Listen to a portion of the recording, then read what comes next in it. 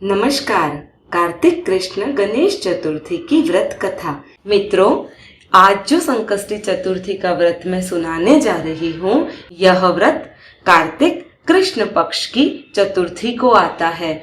और अब मैं जो कहानी सुना रही हूँ, वह कहानी श्री कृष्ण भगवान युधिष्ठिर से कह रहे हैं। इसकी कथा कुछ इस प्रकार है। इसे दैत्यराज वृत्रासुर की कथा भी कहते हैं। पार्वती जी कहती है, हे भाग्यशाली लंबोदर, भाषणकर्ताओं में श्रेष्ठ कार्तिक कृष्ण चतुर्थी को किस नाम वाले गणेश जी की पूजा किस भांति करनी चाहिए। श्री कृष्ण जी ने कहा कि अपनी माता की बात सुनकर गणेश जी ने कहा कि कार्तिक कृष्ण चतुर्थी का नाम संकटा है। उस दिन पिंग नामक गणेश जी की पूजा करनी चाहिए। पूजन पूर्वोक्त रीति से करना उचित है। भोजन एक बार करना चाहिए। व्रत और पूजन के बाद ब्राह्मण भोजन कराकर स्वयं मौन होकर भोजन करना चाहिए। मैं इस व्रत का महात्म्य कहता हूँ, सावधानी पूर्वक श्रवण कीजिए। कार्तिक कृष्ण संकष्टी चतुर्थी को घी और उड़द मिलाकर हवन करना चाहिए। ऐसा करने से मनुष्य को सर्व सिद्धि प्राप्त होती है।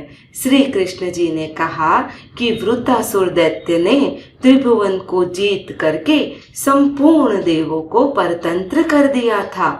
उसने देवताओं को उनके लोकों से निष्कासित कर दिया। परिणाम स्वरूप देवता लोग दसों दिशाओं में भाग गए। तब सभी देव इंद्र के नेतृत्व में भगवान विष्णु के शरणागत हुए।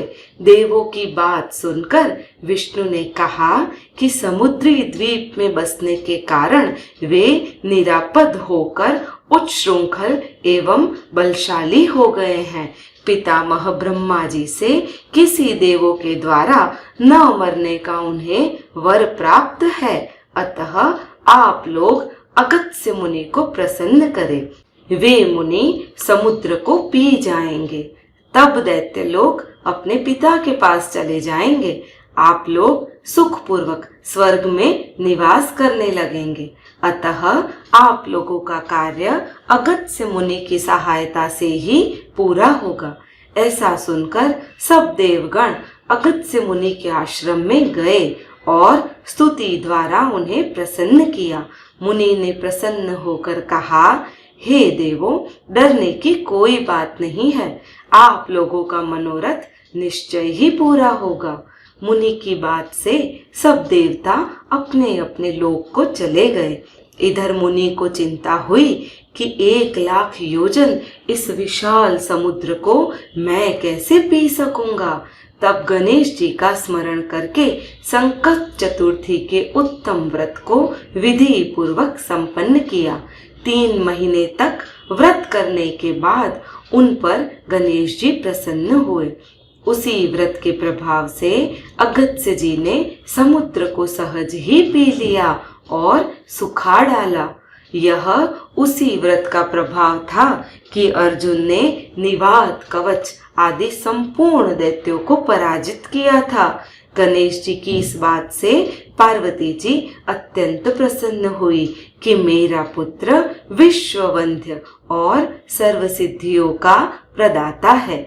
श्री कृष्ण जी कहते हैं कि हे महाराज युधिष्ठिर, आप भी चतुर्थी का व्रत कीजिए। इसके करने से आप शीघ्र ही सब शत्रुओं को जीतकर अपना राज्य पा जाएंगे। श्री कृष्ण के आदेशानुसार युधिष्ठिर ने गणेश जी का व्रत किया। व्रत के प्रभाव से उन्होंने शत्रुओं को जीतकर अखंड राज्य प्राप्त कर लिया। केवल कथा श्रवण करने से ही हजारों अश्वमेघ और सैकड़ों वाजपेय यज्ञ का फल प्राप्त होता है। साथ ही पुत्र पौत्रादि की भी वृद्धि होती है। संकष्टी चतुर्थी का व्रत करने से बहुत सारे लाभ होते हैं और आज के दिन पिंग नाम के गणेश जी का व्रत करना चाहिए। हो सके तो पिंगराज नमः ऐसा 11 बार आपको कहकर भोजन करना चाहिए। बोलो श्री पिंगराज गणेश की जय। मित्रों, अगर आप मेरा ये चैनल पसंद करते हैं तो कृपया आप इसे सब्सक्राइब कर दीजिए।